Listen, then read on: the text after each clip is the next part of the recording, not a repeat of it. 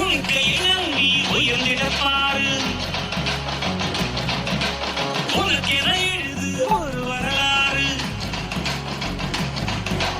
உனக்குள்ள சக்தி இருக்கு, அதை புசிப்பிட வழிபாடு. சுபவேளை நாளை மாலை சூடிடு.